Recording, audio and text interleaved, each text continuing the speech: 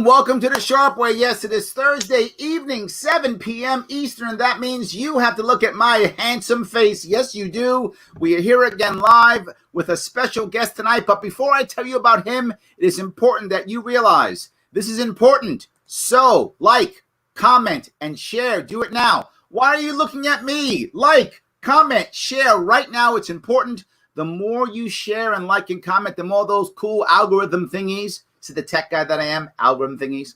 The more those algorithm thingies work for us, they move things forward. They make us rock and roll so people will notice us. And always follow me on Twitter, the Sharpe Way Twitter, not just Larry Sharpe too, but also Sharpe Way Facebook, Sharpe Way YouTube. And if you like what I'm bringing to you, it's important. Patreon.com/Sharpe Way. Throw me a couple bucks. 5, 10, 20. If you're a bazillionaire, send me $1,000. Whatever you got, I'm happy to have it. But if you don't have the money, no worries.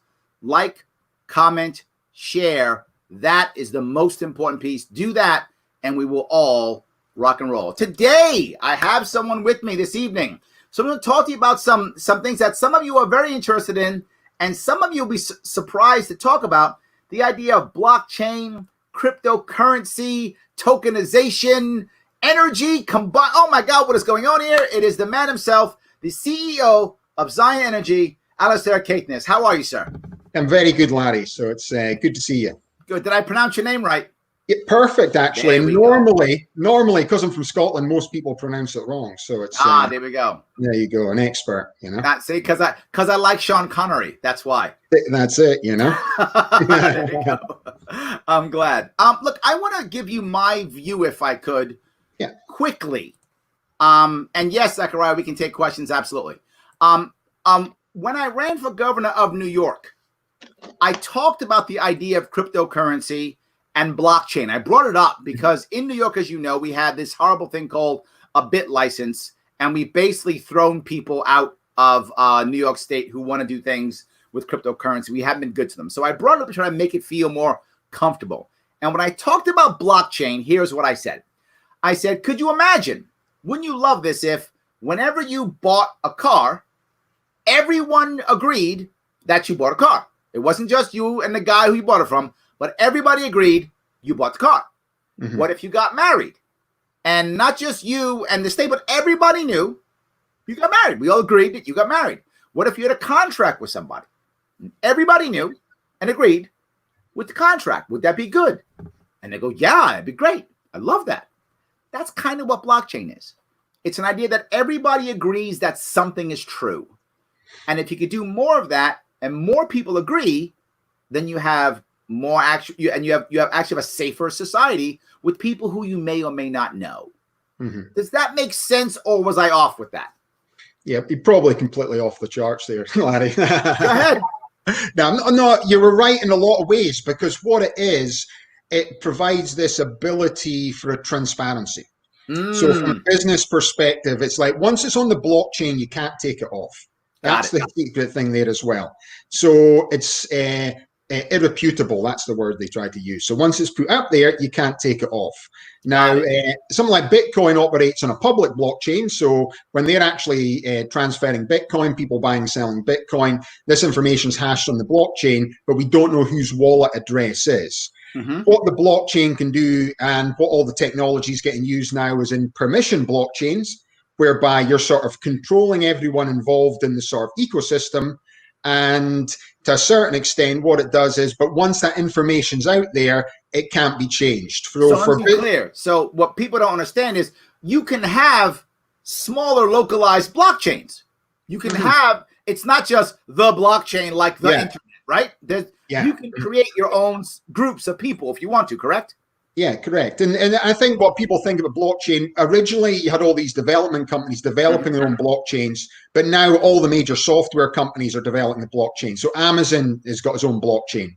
So the good thing about Amazon, IBM they've got their own blockchain. So these companies are now creating their own blockchain. So all the shipping industry is essentially on a blockchain right now. So we are tracking everything in the world, or 70% in the world's shipping is now tracked on the blockchain.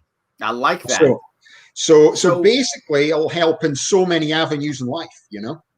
I love that. So let me now go to the next step. When I first even heard of the blockchain and cryptocurrency, I thought they were exactly the same thing. I didn't know there was a difference.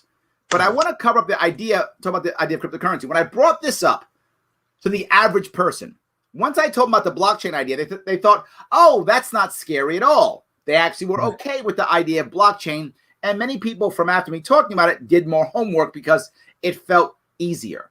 So when I brought up cryptocurrency, I thought cryptocurrency, what a terrible name. It sounds horrible for the average person. They go, cryptocurrency, that's got to be like evil, mean stuff, right? It sounds terrible.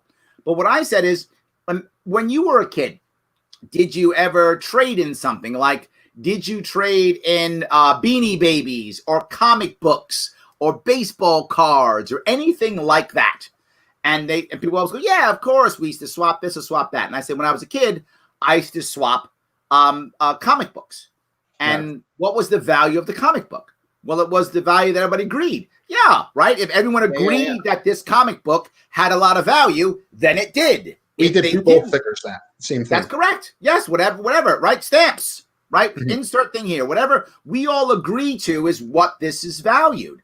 And when we transfer, is that illegal? Isn't it illegal? Is it evil or wrong or bad for me to decide, two people to decide that my 2 Iron Man comic books is worth one of your Captain Americas? No, we've agreed, and that's what it's worth. And I said, that's kind of what cryptocurrency is. It's the value is based upon what everybody in that environment agrees is the value. That's kind of how it works. It's based upon that, right? And there's only a certain amount of it, right? There's only a certain amount of Captain America comic books. There's only a certain amount of Iron Man comic books, right? There's only a certain amount of them. And that changes the value. And that's how we decide on the value of it. And that's kind of how it is. And when I said that, many people thought, oh, you know what? That's not bad. Okay, I get it. And again, it made it easier for people to now want to talk about it. Was I off on that one too, or was I close?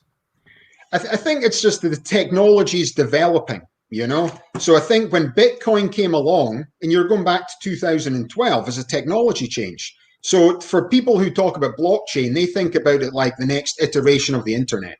Yes, I hear that always. So you think back to what the internet was like in the 1990s when it first started, and it just started with essentially email. And if we want like this, what we're doing now is on the internet. But back then, you could never fathom that we would be doing this 30 years later. Sure. And we've got a million use cases of the internet. Essentially, blockchain has come out from from developing Bitcoin. So for most people to tell the difference is Bitcoin operates on the blockchain. So essentially, the blockchain's operating, and Bitcoin allows people from anywhere in the world to sell or buy Bitcoin instantaneously, avoiding government intervention, avoiding banking charges. And that was the first transactions of it. Now, what actually happened is because there was a finite amount of Bitcoin, it moved away from being a technology and a transaction to essentially flipping to be a commodity. Right. So this is where people get mixed up with the whole thing. So they realize, well, how can it be both? But it is both. And that's the problem, right? Is it a security? Is it a commodity? Is it a currency? Is it someone's hobby? It's for the guy in my basement, right? We as a society, it's difficult for us to kind of grasp what it is or how it has to function. Yeah. But you've brought up a very valid point. Unlike most things, it actually can shift and be more than one. Yeah. And then the other thing is, it's like going back to the internet. So the internet started with email. And now there's a different million use cases. Right. You know, the blockchain started with Bitcoin. You know, in 30 years from now, what's the blockchain going to do with this technology change? And that's where people have got to think about it. And, you know, all the other stuff when you speak of tokenization, in my mind, it's just another use case of the blockchain. You know, Bitcoin's always going to be there. And the thing is, what Bitcoin is right now might change in 30 years. And that's, as you say, that's difficult for people to fathom. But essentially, he's created something that's going to change the world with a technology change. And the value of these Bitcoins, because of the finite amount, you know, to me, it's like Bitcoin's always going to be there. You know? Got it. So you brought up a phrase, and that was tokenization. For most people, tokenization is you might as well be speaking a foreign language.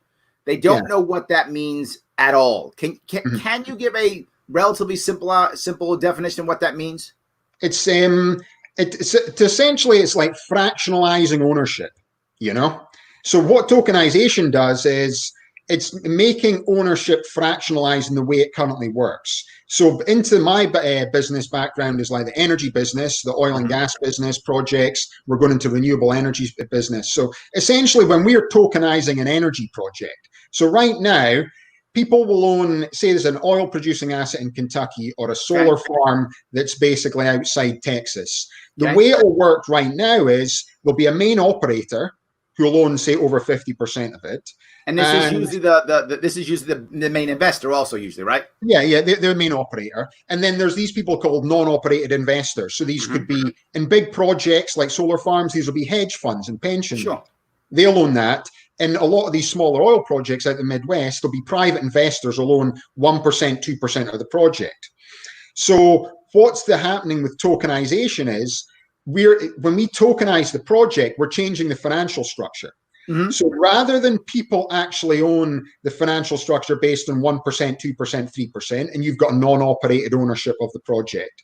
Now, this project produces energy, whether it's oil, whether it's gas, whether it's coal, whether it's electricity from renewable energy for a time span of, say, 25 years, whatever, 15 years. Over that period, depends how big your percentages of the project, you'll get distributions. Now, this distributions will be in fiat currency. For people out there, in fiat currency is US dollars. Or whatever the thing. So let me dumb this down for the average person, right? I'm going to open up a farm or a wind farm or a solar farm, or I'm going to open up an oil field, whatever the case may be. People can invest with me if they want to. Usually they're going to invest in dollars. They own a certain percentage, but they're not active. I go do the stuff, and there's some agreement where every year or whatever the time period is, they get a certain amount of a dividend, whatever that amount is that we've agreed upon every year. But they can't actually sell anything until I kind of decide to sell it, or until the powers decide to make a sale. And that's how they get their actual cash back, or if they get any cash back, that's how they get that back. What you're saying is that you actually take the ownership and you make that in the form of coins, and you can do whatever you want with those coins. Sell, trade, keep. Exactly. So it's like, that's exactly what you're doing. So what you're doing is where your money's illiquid, they call it. So your money's locked into the life cycle of the project because you're not the main owner. All you're doing is getting money. So you own an asset that gives you money every quarter, every 6 months, based on the profit of the selling of the oil, selling of the electricity, selling of the coal, whatever. But you can't sell this asset. By us converting this all into coins or tokens and allowing an exchange in this, what this does is allows people to sell this asset. And that's what tokenization is. So why people think this is going to be the next stage in the financial structure of the world is you think of all the financial assets that creates all of our energy. The money's locked into the life cycle of the project. But once this is tokenized, this money can be bought and sold. And by being it fractionalized, what's happening is it allows people to come in and buy into the energy asset who could never buy in before. So what the beauty of essentially cryptocurrency and tokenization is creating is, before where you'd have to put in a minimum of 50,000 for an oil project, if you want to go on a solar farm, it's like 20 million. You know what I mean? So unless you got 20 million, you're not going to get into a solar farm. Right. And then suddenly under tokenization, we're creating a model whereby you can buy into these projects for $500. But rather than owning 1% of the project, you can own a percentage of coins and tokens. That, that right there, I mean, that's allowing for the average American to actually get involved in large projects. And it's almost like you can even crowdfund it in theory, right? You could actually crowdfund a large energy project, or crowdfund, in theory, any project, but in this specific case. I'd say what this is happening is it's coming together. So what crowdfunding problem is they never had the market to sell the investments. So you have to go through this process. So we were a Reg A company, we've been doing it 4 years, and there's only been 11 Reg A companies have gone on to the big exchanges in the NASDAQ New York. Through tokenization and the Reg A, what they're doing is, and all the companies, and they're all SEC regulated, they're running these tokenizations, and the ATSs, they call them alternative trading systems. What it's going to do is allow liquidity. So what's going to happen is the people are going to be able to go on and buy these tokens in exchanges, and then they're going to go on somewhere and be able to try and sell them. Now, this is not going to be it's not going to be a stock market, but it's going to be something very similar to stock market. People are already using things like the Robinhood app. It'll just be a different way of people buying and selling in the same way they invest in Robinhood. So it doesn't compete with the stock market, or it does? There's a confusion for a lot of people. A lot of people think it does in a way. All it does is, to me, it just provides another way for people to buy and sell ownership of things. So rather than buying and selling shares, you buy and selling tokens. So how do you get? I mean, I guess the bigger concern here for me is actually a cultural one, right? I get the concept, but isn't that going to make people literally just afraid? Like, I don't get this coin thing. This guy, Alastair, is going to steal my money. He's going to swindle me, or whatever they're going to believe, because they're not accustomed. It's a new idea. Yeah. So the companies there's token creation companies are all SEC regulated. So the way these wallets are working, MetaMask is one that's the wallet people have.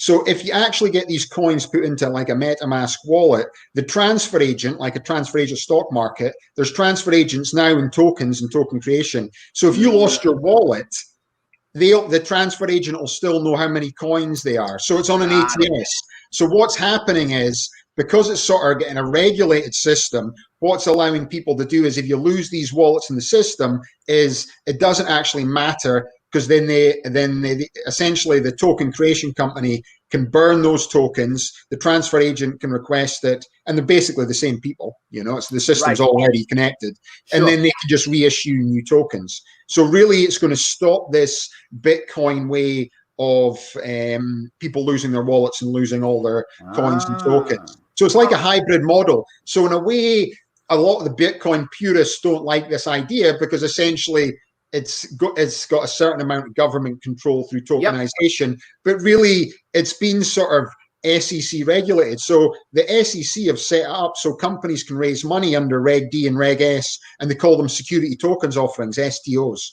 So it's a bit like the ICOs that came out, and these initial coin offerings. What this is a more regulated version.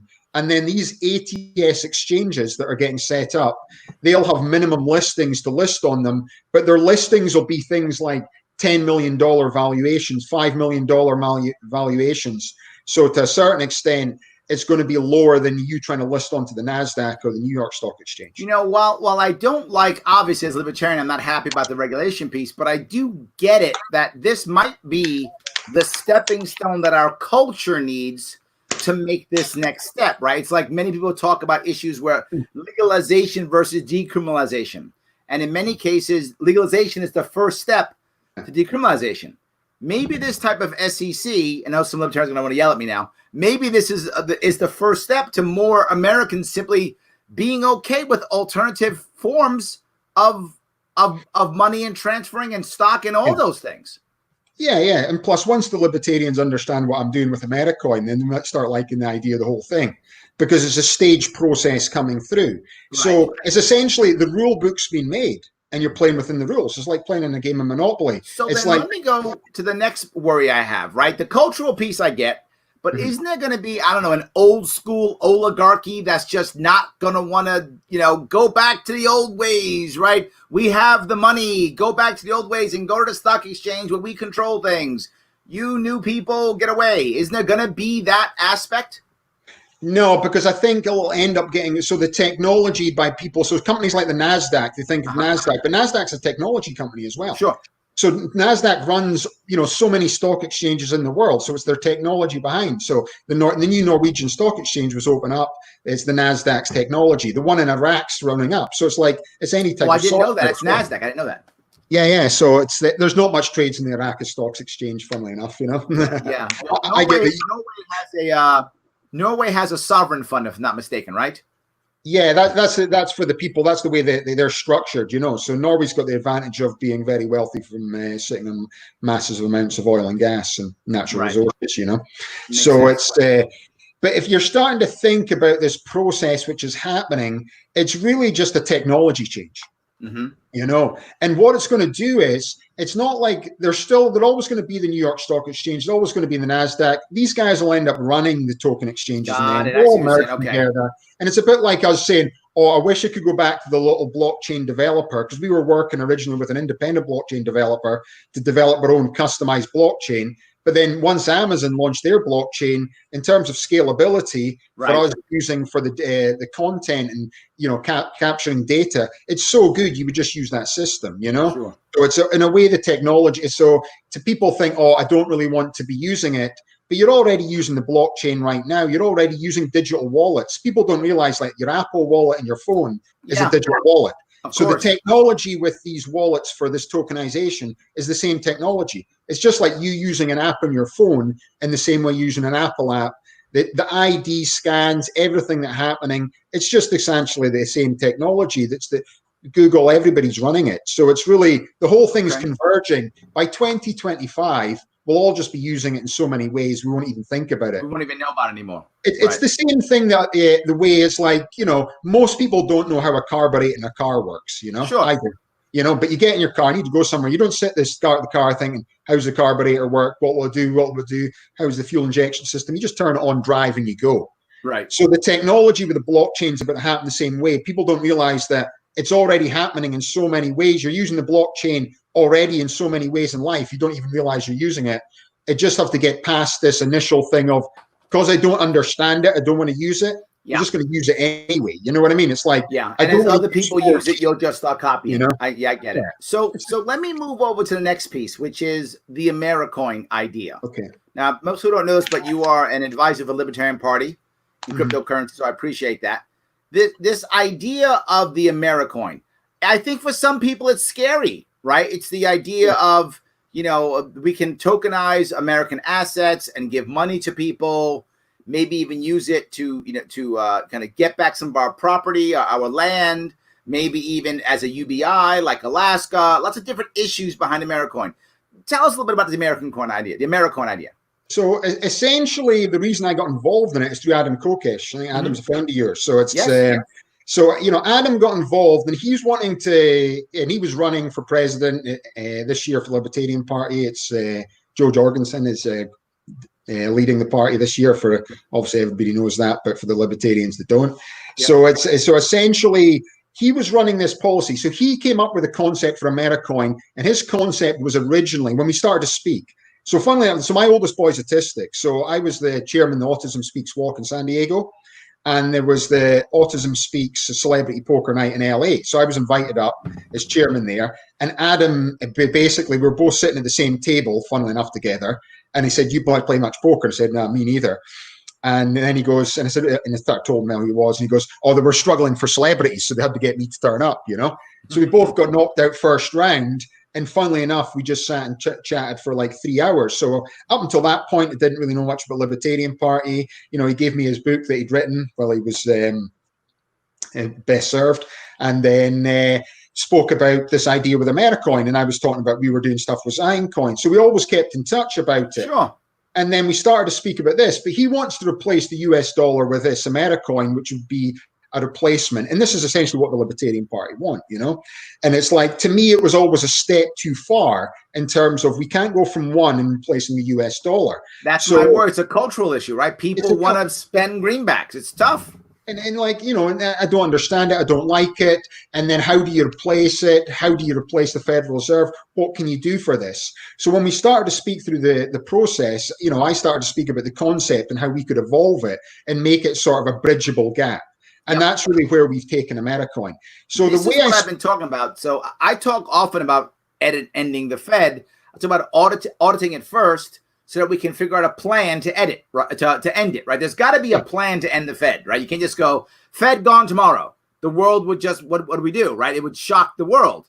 We have to have a plan. Does that plan include cryptocurrency? Does it include keeping the dollar? Does it include having more than $1? What does it include? What's that plan? And how does the government take in currency? How does it pay out currency? All those different things. And you're saying, if I get you right, Americoin's part of that kind of plan.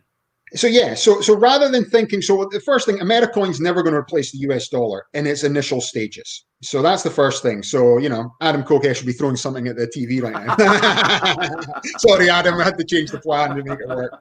So basically, no, but we'll get your part through the end, you know. So essentially, when it comes to it, so what we're doing, so one Americoin, so we're going to benchmark it against the US dollar. So here's the first thing is, it's not going to replace the US dollar. Okay, so now, all right, okay, I want to listen what you've got to say. So essentially what we're looking to do is, so you're thinking of, I'm talking about tokenizing the asset. So what we do is we take all these assets, we stick it into an SPV, this is just the process, called a special purpose vehicle, and we split that special purpose vehicle up by tokens. So hold on, the assets you mean, do you mean physically the land that the government owns? No. Is that what you mean? The financial assets. Financial, thank you. So when we talk about tokenizing oil and I'm not actually doing, people think, is this guy doing something from the Matrix? No, I'm not doing that at all. All I'm doing is like boring banking system. My dad's a bank manager, you know, accountant type guy, wear the tie and everything else. So that's the sort of guy I am. So essentially what we're doing is we're taking financial asset and we're tokenizing that.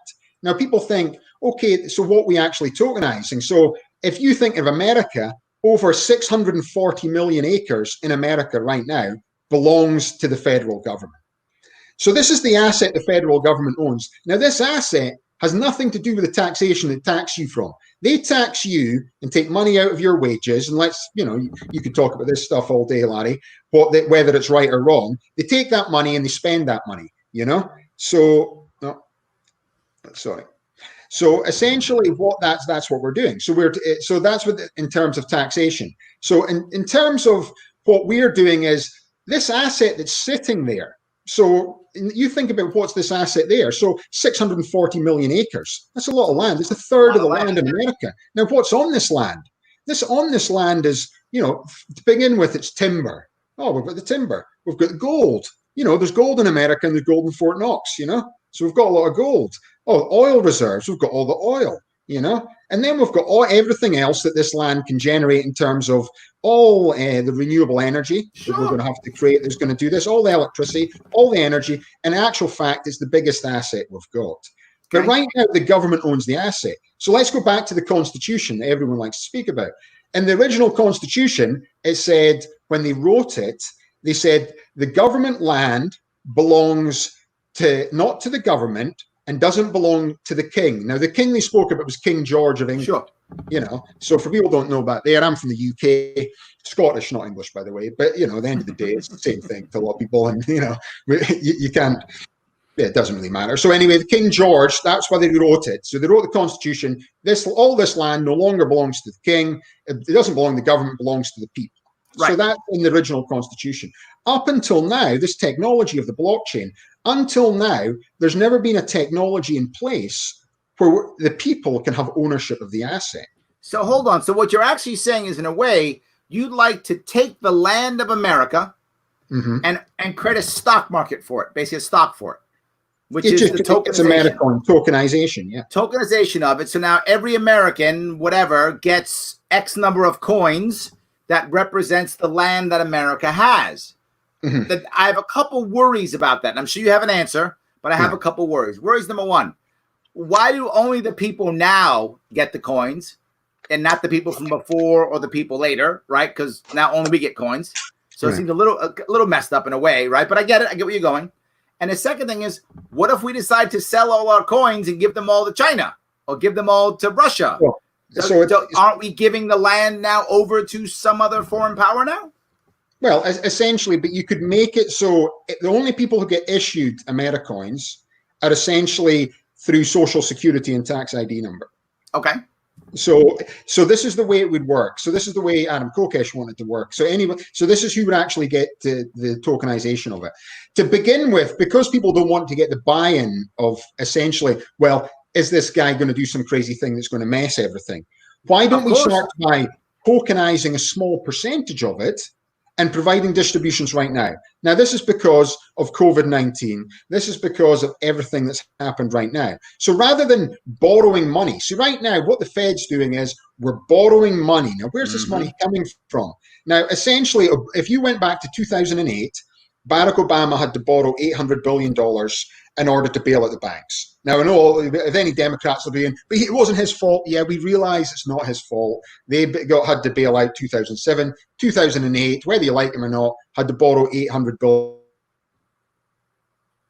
billion. And they reckon for you to take 6 years to pay this back, you know? So this is what it is. Right now, Trump's running over $3 trillion, you know? And that's him knocking back the Democrats' bill for $3 trillion. But he obviously going to put something bigger because that's the way it's working, you know? Right. So essentially, it's going to be $6 trillion. So we're about to borrow $6 trillion. So everything that we've been getting free right now that's getting supported, we're borrowing this money. Right. So this money is going to have to be paid back. Sure. So if it took us 6 years to pay back essentially $800 billion, you know, we're looking at 10 years plus if we're borrowing $6 trillion. Now, the markets are like 20 years. Yeah, potentially there. The poorest people in America are about to be poor forever. Yeah. See what COVID-19 is about to do. It's about to, the haves and have-nots in the world, you know, in the next 5 years, people think about it. Haves and have-not are going to go like that. Yep. And there's going to be two lines going, people, and you've got to make sure you're on this line, because if you're on this line, you could get to a point where you're going to be poor forever. Yes, you know? I'm agreeing with you. I've said it before. I'm totally with you. So you're saying because people might be afraid, just do a little bit, and then you're saying, if I understand right, just start giving people basically a dividend every quarter or every year or whatever the case may be, like Alaska. To do it, we could do it. So I worked out if we tokenize 3% of the assets, you know, then we can get the valuation. We could all get 4,000 Americoins each, okay, for 8 months from now. So for 8 months, we could all get 4,000 Americoins. We could tokenize 3% of the asset. And the people say, oh, but what happens if you're not spot on with the valuation of the asset? Well, it might not be. But let's go back to the valuation of the assets in America right now. If you went to Wikipedia, you're talking, they reckon it's $269 trillion. Wow. And now, yeah, you're 26 trillion in debt. There's $269 trillion is the asset value in America. And your constitution says that belongs to the people. Now, the technology says you're allowed to have ownership of this. So why can't we have ownership of a small amount of this? You know? So you are kind of following the Alaska model in a way. Like Alaska gives its people. Yeah. It says you guys all own the oil, right? The oil reserves. So the money that Alaska gets from the oil reserves, you all get a yearly dividend of X dollars. You're saying we do that for every American, and that's a way of us kind of helping with the recovery after COVID-19. Yeah, this is a way to bail out Main Street. This is a way for all the inner city problems that's been happening as well. The race relations, Black Lives Matters, because you can start talking, we'll talk about that in a minute, because that's obviously part of Americoin as well. But essentially what it is a reset button. Okay. It creates a reset button right now for the people right now to get an opportunity, not for this to just go like that, and you're on this side of the line and you're basically screwed forever. You know, now there will be, it's like people from inner city, like Candace Owens, you know, you'll know her, she's on TV, she gets out from poverty, you see her story that she comes up, but that woman's like incredibly smart. She worked for a hedge fund without finishing university courses. That doesn't happen unless you're incredibly smart. If you're a bus driver from an inner city project area, you know, what chance have you got ownership of your house? You know what I mean? What's the chance of you getting this? Now, if you're working in the service industry, whereby you worked in a restaurant, yeah, you've been furloughed a couple of $1,200 checks. Trump might give out a $2,000 one. Unless we do a very small UBI income, which you talk about $1,000, $1,200 minimum things where it's there. Essentially, it's, you know, you're talking about basically survival. What Americoin gives everyone a reset button. And for so many who don't have so little, it gives them this opportunity to live the American dream, whereby wealthy people who do all the big government contracts, they get 4,000 Americoins a month. You know, you get the same as everyone else. Everyone gets the same. That's the deal. But if you're a billionaire, 4,000 Americoins is different from a guy that's unemployed living in the Bronx. But why isn't there in this case, and I know people are going to ask, why isn't there an immediate inflation that trashes everything in this case when there is in theory if you go through the Fed?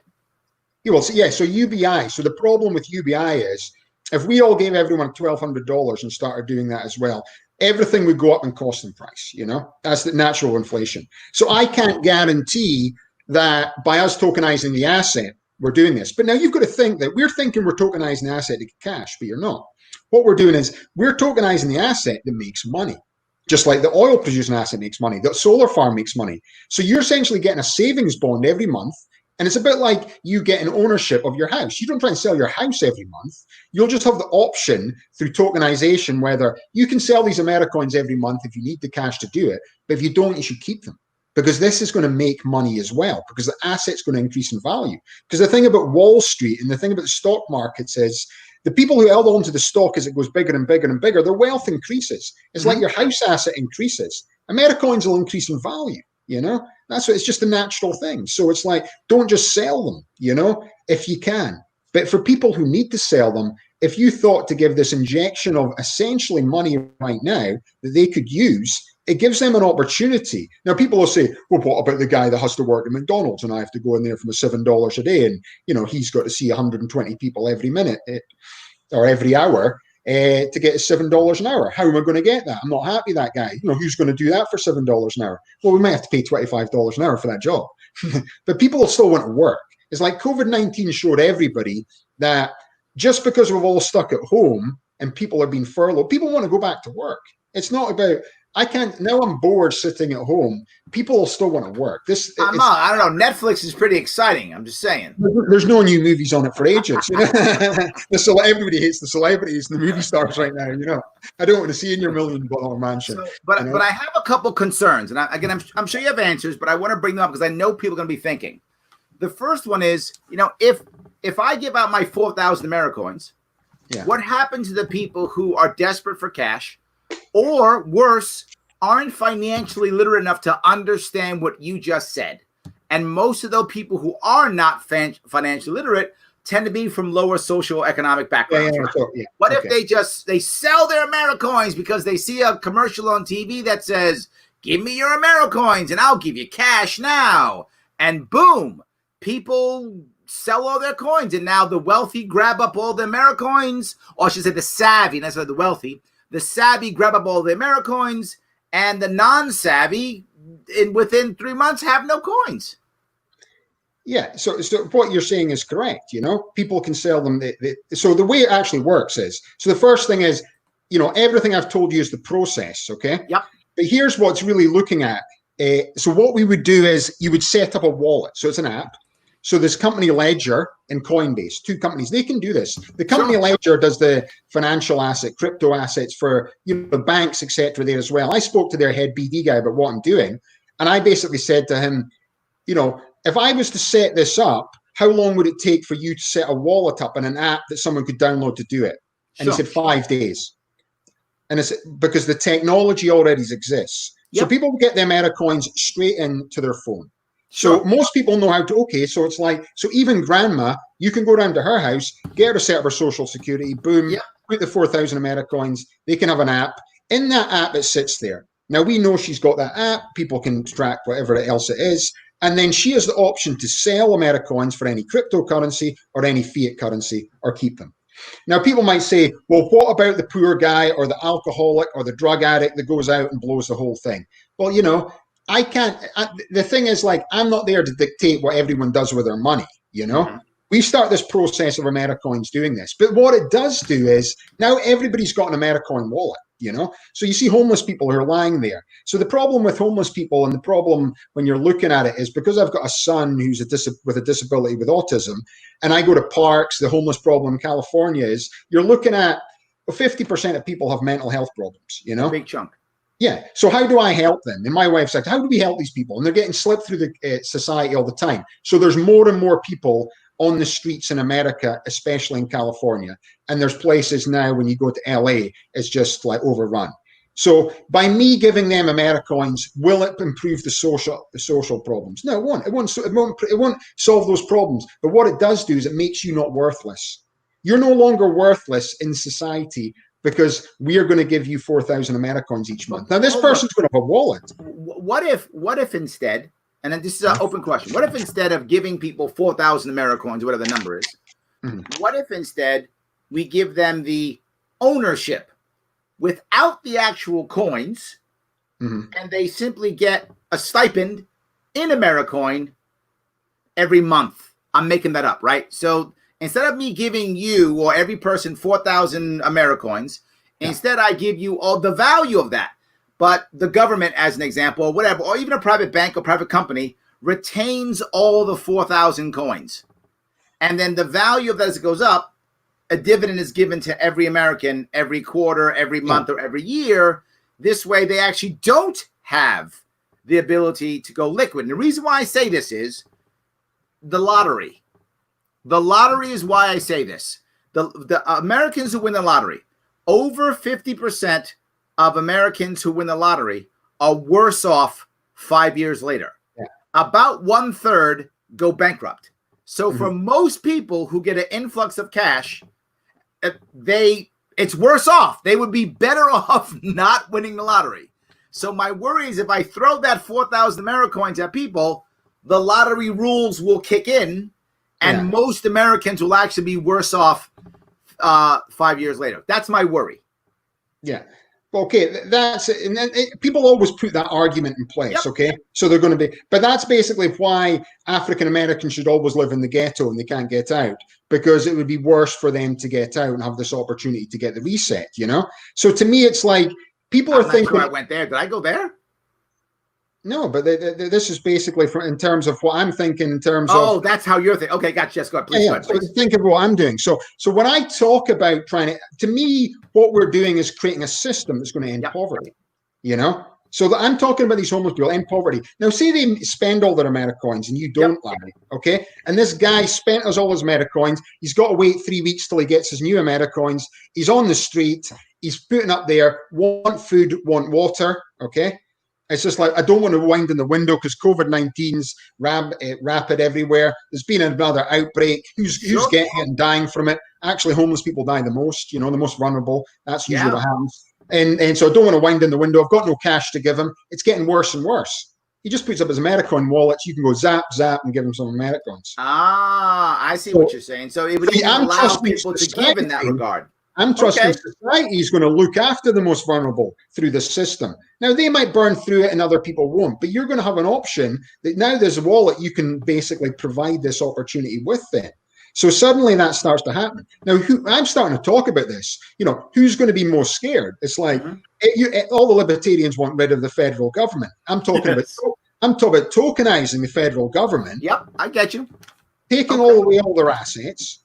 You know, we now own the assets, and oh, by the way, everything you do is on the blockchain, and it's 100% transparent, and we get to see what you're up to. Okay. I have one other question that I don't understand. I'm hoping you're going to help me to figure out. How do you allow the blockchain to work as it does, but still benchmark the value to the dollar, which is outside the blockchain? How does that work? It's just benchmarking against the dollar. So people are looking for, you know, would Americoin be intrinsic in movement of its own valuation? Potentially that's the right thing to do. That's what Adam Kokesh wants, but it's a leap too far. So right now there's loads of things benchmarked against different currencies. So what you do, you could benchmark it against other currencies so the risk doesn't come in. So by us benchmarking against the dollar, we could even say we'll benchmark against the dollar, the yen, the euro, and it'll have its own price that's static with it. So it won't have this massive fluctuation the way Bitcoin can do. You see what I mean? So it's benchmarking the concept. So in a way, the reason why you'd want to benchmark it is so you can get the buy-in from the American people, because then they know the valuation is 1-to-1 for the dollar. But if you benchmark it, do you encourage a black market? In other words, just because everyone says it's worth $1, other people might say, nah, it's actually worth more than $1. So let's buy and sell it on a black market. There'll be people buying and trading. It'll create its own economy as well. But what it does do, everything. It's like me saying, oh, it's going to happen something. It's like what tokenization, just the same way as the internet started. It's like I started the internet with an email. There's a million use cases we can't even think of. You move down this track with blockchain tokenization, there'll be a million things that you can't even think about, let alone questions and how it'll evolve. And it'll normally evolve in different ways you'll ever thought of, you know, and it's just, it's the next general, you know. the way it moves forward. But to me, if you think about it, so coming back to Martin Luther King and when he wanted to speak about ending poverty. So this is another thing, I speak about. So it's like, because I come from Scotland. So, understanding race relations in America is, quite difficult right now. Right now, if I wanted to explain, if anyone from Scotland is watching this right now, it's like the hatred between Democrats and Republicans is similar to the hatred in Northern Ireland between Protestants and Catholics, especially back in the 70s and 80s, So people say, how can they vote for Trump? How can they vote for Biden? It's a bit like Catholics, it doesn't matter who your leader is, they're never going to vote for each other. And then what the libertarian is, and this is the libertarians coming up with different concepts and views, but then the Republicans and Democrats both agree we can't vote for that guy because it's a wasted vote. Right. It's like you speak about duopoly all the time. It's like that's what it is. And people out with America, in other countries, there's more than two parties. Sure. What do you mean? It's like, and there's bigger parties. There's always maybe the two main parties, but there's third parties, and quite often you have to do coalitions. And then you go to a place like Germany, there's 9 parties, But it seems the country works quite well. But because of the system here, it doesn't work like that. Right. So essentially what you've created is this two-party system duopoly, So it suppresses people. So if you think back so how are these people, and we're looking at race relations and what's happened right now, and African Americans, Black Lives Matters. How is the ghettos created? So essentially what people don't really understand, I think, from Scotland, and it took me about 5 years when I came here, is the history of racism in this country is not only through institutional racism, is basically stopped African Americans who've been taken from essentially the slave trade basically 200 years ago when they worked in the fields. And then these cities opened up, and they opened up all the factories, and they started opening all the unions. So the unions allowed people like the Irish and the Italians, who were also essentially slaves and immigrants back in the day, to start getting rights. So they set up the unions, start getting rights, and then they wanted to get higher wages. So the people who owned all these factories in all these big cities, they started to bring all the African Americans in to do the work because they had less rights. So when they came there, they were a sort of second-class citizen, and they created essentially the ghettos for where they to live. So what happened is, and this is what the history is really interesting. So basically, so this happened. So even though Martin Luther King pushed the form of like civil rights, it didn't change the way for economic advancements. And what did people say economic advancements? So back then, you're a sort of Italians and also the Irish, they start getting the opportunity to get long-term loans to buy properties. Sure, so they start getting ownership. So ownership back then everybody was poor. So the amount of rich people was less. See, all the stuff I'm talking about is spreading the wealth. So that's why. So this is what I like is the timing here may be very good, because the timing is the way to start the new recovery, the reset that you talk about, right? The reset, which is, as I always say, if you want to make a change in something, you've got to be radical enough for someone to notice, but familiar enough for someone to actually embrace it, right? It's got to be both familiar but radical, and the right amount of each, depending upon your audience, to where they can go, "Oh, that's different, but not too different." Yeah. And I think that's what you're trying to say. Yeah. So what happened was, I think it was maybe the 60s, they changed the rules on people having ownership. It was after the Second World War, whether it was the 50s and 60s, so people could move away from 10-year loans to buy property. Up until that point, if you went only rich people could buy property because you had to take loans over a 10-year period. They changed the rule to make 30-year loans. But at that point, African Americans weren't allowed to take part in 30-year loans. So you're now in the ghettos, you can't borrow money from the bank because you can only get the 10-year loans. Mm-hmm. So essentially, and now people think, and this is what systematic racism has hit people back, and people saying, oh, well, they're smashing up and they're upset. It's like everyone else got an opportunity. All your bus drivers, all the people who lived there, you all worked in factories. You got an opportunity to borrow money to buy a house to move to the suburbs. But because you're African American, you didn't. And you just stay there. So 2 generations later, or 3 generations later, we're coming up to, the biggest way they've passed down ownership of assets back in your history is through property. But African Americans were excluded from this. So essentially, okay, and you might say, oh, well, now they can. But if you've got 2 generations missing that opportunity when the big lending's going on, you've created a system for they're not allowed to borrow money. And then when you start looking at it, the sundown towns. Now, this is like, I'm starting to learn more and more as I read into it. We're going way off the farm here tonight. Yeah, but I'm just wanting to explain my reasoning behind it. I'm doing. Go. Yeah, you're on a roll. So for people back in Scotland, sundown towns, this is now whereby institutional racism stayed in America after the civil rights movements, whereby if you were black and it was the sun went down, the law didn't apply to you. Like some of the signs they would have in the towns, and this is like La Jolla, Escondido. These are places in California that, La Jolla is the richest place in San Diego. Sure. Escondido is a rich place. Escondido is all white. And it's all white. And these people think, well, I'm not racist. It's because no one else was allowed to live there. If you were black, you were never allowed to buy a place there because there was no loans for you to actually have ownership there. And then because it's a sundown town, you could come to work there, but you couldn't be out after dark. And that involved, if they found you, they could do anything you want to you, including lynching, So let's now take that to this idea of the Americoin. How does Americoin help this part out? How does that's what I don't get. I feel like the Americoin piece is a reset for everybody, but how is it a reset, or how is it an advantage, or maybe it isn't for the African American population? It's not only African Americans, inner city inner cities. So I'm saying African Americans there, but everyone else who's there in inner cities that can't get out, because you and I could get 4,000 Americoins or whatever the agreement is we all get each month.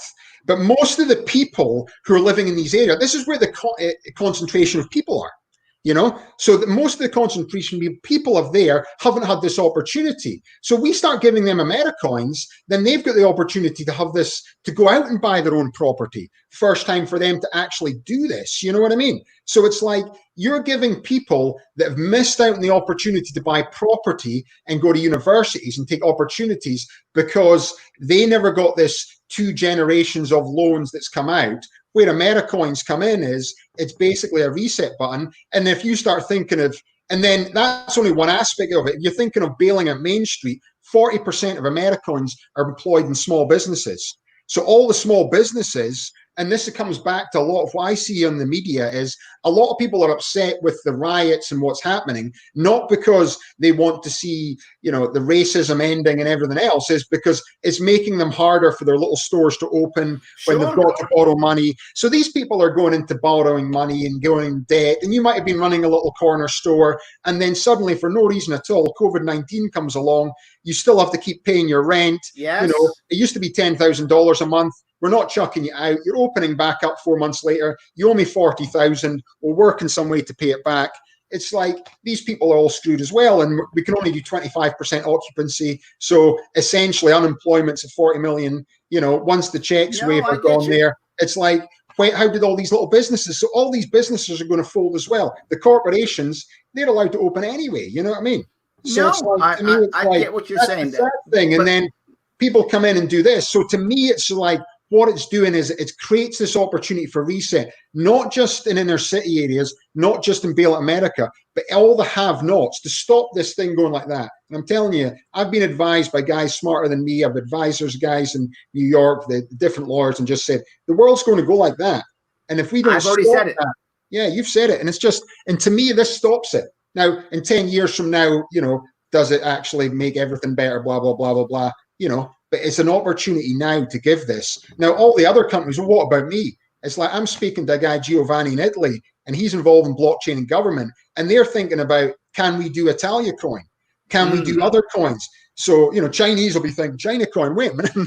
Right. Like, but let me ask you one more question now. Who actually runs this thing, right? Like, who is the entity what is the entity that begins this? Is it another Fed? Is it the U.S. government? Is it a private? Is it Amazon? Right? Who begins this? It's the U.S. government would run it. So you would have to enact in a bill. So really what you've got to do, and you think about the political situation in America, we're going into this general election right now. It's like it's more hated than ever. We spoke about that before. Dems, Republicans, people should actually vote Libertarian. You know, JoJo's the one. They're never going to put JoJo on the stage with a pair of these old fossils because she would take them to the cleaners. You know what I mean? This is America, the most diverse place in the world. We've got two old white guys, 75 and 79. You know, they actually said in our TikTok page, it's Alzheimer's versus dementia. American politics this year, but they're not going to stick in somebody smart like JoJo, who's actually a spring chicken, only being 64 to do it. So, but then the policy gets lost in all this. To me, it's a policy, whether you're a Republican or Democrat, put your hatred of the other guy aside right now, and just think of it right now as, wait a minute, the government's keeping this asset. I can get ownership of this right now. It might not save the world, but I'll tell you what, in the next 8 months, it could completely revolutionize my life, you know? And then, so we need to enact this. So this isn't that goes through Congress. Through as a policy, just like Justin Amash is doing a policy now. It should be written as a policy document. There should be 2/3 of the Senate vote, 2/3 of the Congress vote. Whoever's president should sign it, boom, and they should just enact it. And that's the way. That's how you get it through. Now, are the federal government going to do what I just said? Absolutely not. All right, so then let's make that the next step, right? If we like the idea, okay, we're good on this. I love it. The government's not going to do it. Is it a bunch of, you know, Ziyen coins? Is that what it is? Is it a bunch of those to where people get accustomed to it, to where they want to use it, to where the private market does it? Yeah. Is that the answer? Coins, we're tokenizing energy assets. So essentially, we're democratizing the ownership of energy. So we're going into the space. There's other guys going into the space, and we're doing this thing for energy. Yeah, but your point is you could do it for anything, right? You could do it for a real estate deal. You could do it for anything. 5 years from now, or definitely 5 to 8 years from now, the whole world's going to be tokenized, you know? So we've got to take this opportunity as the government assets are going to be tokenized. The government shouldn't own it. You've been looking after it. Whether you've done a good job or not, you've increased the value of it. But basically, as a step there, as one step over is, they can enact this now as a law, you know? Now, if you're starting to look at people like Biden and stuff, it's like, are you going to win or not? You're supposed to be Democrat. You talk about all these things to help people. You should take the policy and enact it now. Trump's supposed to be a business guy helping all the people. Is he going to enact it? You know, probably not. But essentially, it should just be enacted as a policy document. 1, 2, 3, we all get to, and then it's not the world. But what you're saying,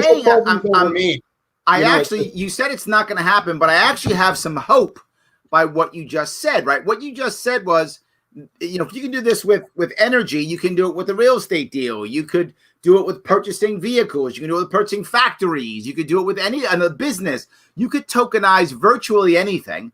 And if you begin to do that, then people will be more accustomed to it, so that as a general rule, the government follows the people anyway, right? So as we start doing it, then maybe there is maybe that's our reboot. Because my biggest worry in New York, and I brought this up before, is, you know, I'm worried that many states after COVID are going to have to default. They're simply going to have to just default. There's no way they can pay the debts back. It's just not going to happen. New York State, my state, prior to COVID, had $400 billion in debt and a $6 billion deficit. Now it has a $60 billion deficit. Who knows what the debt is? At least $500 billion, if not more. At one point, we can't pay it back. So at one point, we've got to default. But maybe this answer is an answer. Maybe this is it's also the balance sheet. If you look at the balance sheet, this is what the government don't want to tell you. There's a balance sheet there. We all hear about the debt, but what about the assets? You know what I mean? Assets and liabilities. That's it, people. Oh, so here's the liability, $26 trillion. Here's that liability, $500 billion. Oh, what's the asset? $270 trillion. Yeah, but nobody knows about that, and you don't get to own that. But New York State owns a lot of land too, so maybe this is a way of making this happen. This would lead forward to a form of localizations, and state would take more control over things, and it would start to move that forward, you know? And it would be a very incremental stage, and it would be incremental, decided upon, but really, you can't decide how everything would work afterwards. It would just create this opportunity if you come back to the people. Now, right now, the people have more power than they've ever had, because they don't realize that with this coming up election, because it's going to be close, the policy now actually could sway either side, you know? Sure. And I like what you're saying. Sway either side as well. You're making me think that maybe localization tokenizing local areas may actually not be a bad way of raising money, growing commerce in a secondary market in a way, right? You grow commerce in a secondary market. You could pay people to stay local because if the local people took the local coin, it would keep people locally to move and shift around within that economy. It might actually wind up making it to where you could pay off some debt at a local area with a county or even a state. All right, it's not bad. This is a pretty good idea. I like where you're going with this. Yeah, so it's just the development of that. And as people start to learn more about it, the concept comes out there. Today we've spoke about it the first time, but as you delve more and more into it, it doesn't become like it's a bad idea. And then people think from a personal position right now, a lot of people out there, as I'm talking about this big line, we could give people this opportunity. And it's like, it gives them a reset to live the American dream. And to me, the difference with universal basic income, we never really spoke about UBI, is the problem with this is the government's going, well, it's $1,000 originally, Andrew Yang. Now it's $1,200, $1,400. How far does $1,200 a month go in New York? Doesn't go very far, That's maybe rent on a studio. Maybe. Exactly, in 5 minutes of AOC's time, Yes. So other than that, basically, it's difficult to live off that. Whereby what this is doing is another option of this, and it's giving people the reset. And the poorest people, because they can learn how to use a phone, they all use a phone anyway. They know how to use an app. No, I'm with you. We can't train everybody. They can spend the way they want, but we'll still have this option. I'll create this new ability that if somebody gets sick or ill and stuff, and they've spent all their Americoins, and you've saved all yours, you could actually give them some Americoins to help pay for stuff. There's different sort of cryptocurrency's been written about that as well. This ability for us to use this technology back to originally saying swapping things that you can actually swap back and forward to help people. It's up to you. It's personal valuation. But if people are hard up, they've got an Americoin wallet, you can just boom, you've got Americoins, give some to them, it helps them out. Absolutely. For those of you who want more information on Alastair, head on over to Ziyen.com. It's at the bottom of the screen, Ziyen.com. to check out what he's doing. If you're interested, do that. Alastair, is there something else you want to bring up before we wrap up? No, just everything else has just been just busy beavering along. I've got the TikTok channel, so I do a TikTok channel that's quite good, Americoin. If you want to look at there, I've been doing it for about a month now as well. So I've designed a place for all the trolls to meet and have a good argument, So it's quite entertaining. I don't involve. I make a statement and then they all come in. And it's a bit of an argument, and then next day they'll come in and that. So I like it. So TikTok also. Exactly. It's Americoin TikTok. Americoin TikTok, I love it. There we go. Alastair, thank you so much for tonight. I appreciate it. I'm glad you came on. You gave us some really good ideas. Got a lot of people talking. Everyone, thank you so much for watching. As you know, you will see me here tomorrow. Okay. Have a good night. Thanks again, Larry. Have a nice day, everybody.